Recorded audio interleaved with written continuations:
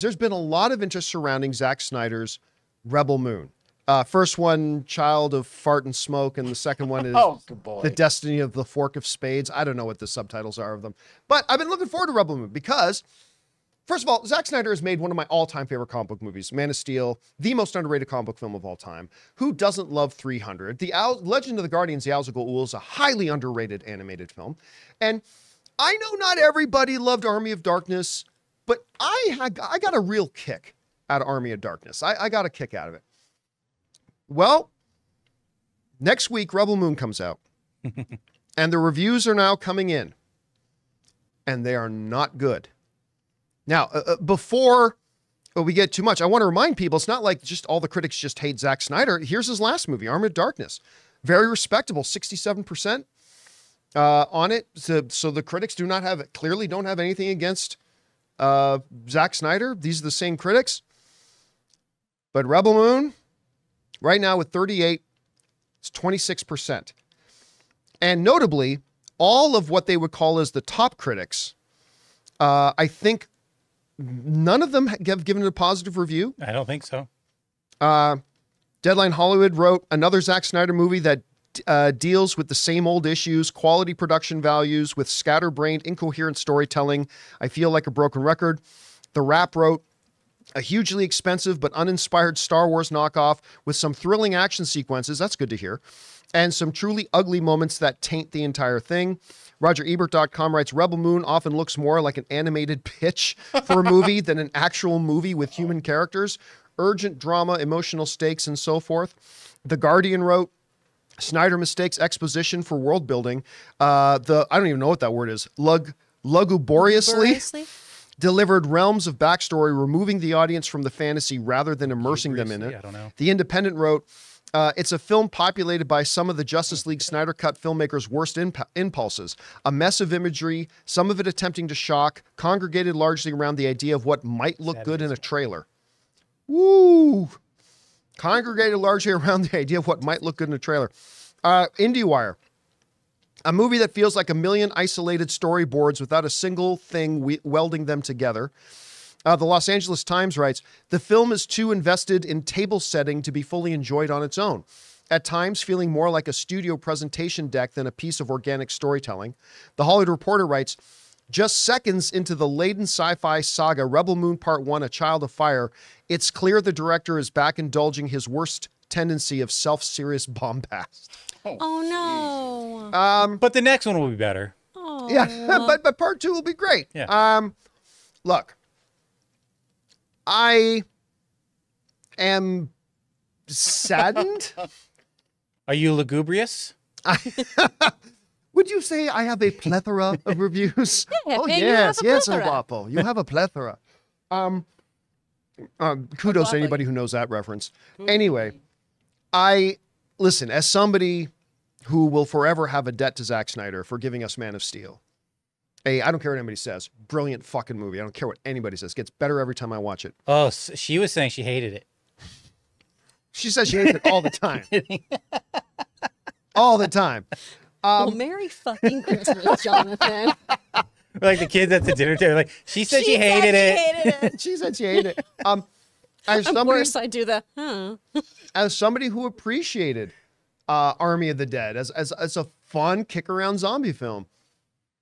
Listen, I'm still going to watch this. It would not be the first time that a lot of critics hated a movie that I ended up really enjoying.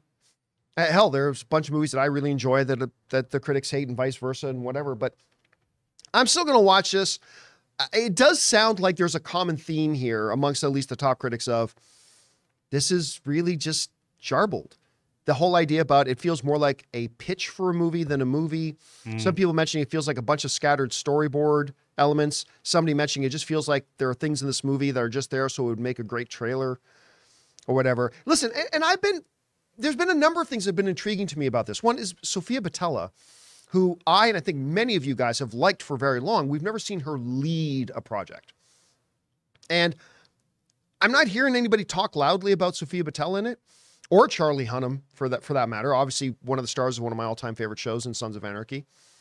Jaimon Hansu, who I think is one of the treasures of Hollywood, is in there. Not a lot of discussion about that, but I'm not going to lie. I'm a little bit disappointed. Again, we'll see how I feel about it when I watch it in a few days, but not the best start, I guess. And again, it's unfortunate to see a number of the people who are giving this bad reviews are people who gave Army of the Dead positive reviews. So I don't know. Anyway, Chris, where's your anticipation level like for Rebel Moon? What's your expectation level, and what do you think about the reviews we're getting? I'd be lying if I didn't say this lowers it a bit. And I've talked about this before. Sometimes, you know, Zack Snyder suffers from style over substance, and that's been an issue. I will say, though, usually critics, at least when we're looking at Rotten Tomatoes, the critic score is typically 10 to 20% lower than what the audience score ends up being, right?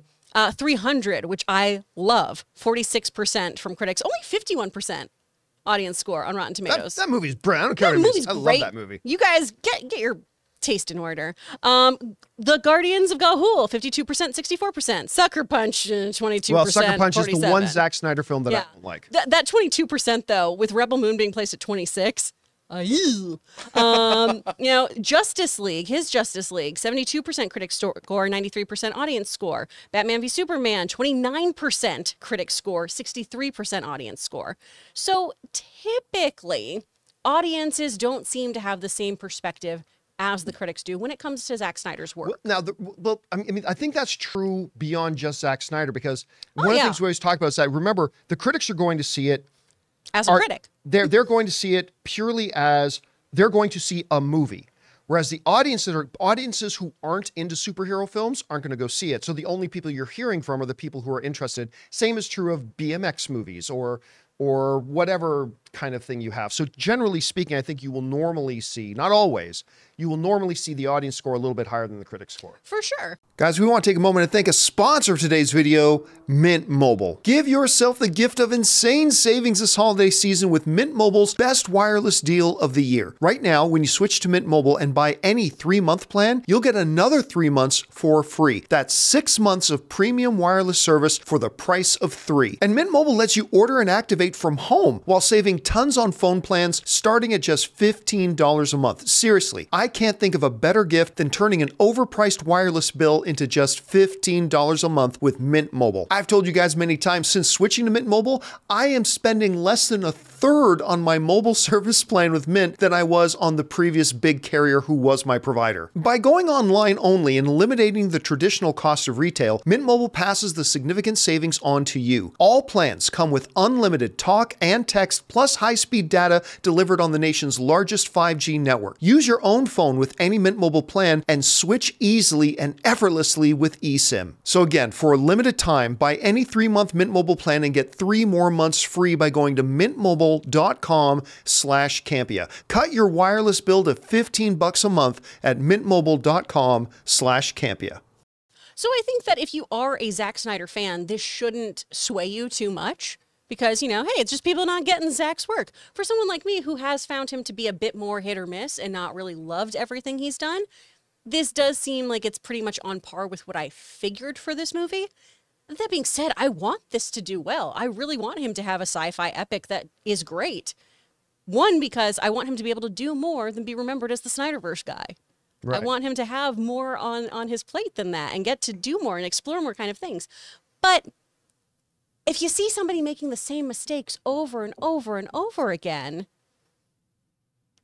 the dictionary defines that as insanity, right?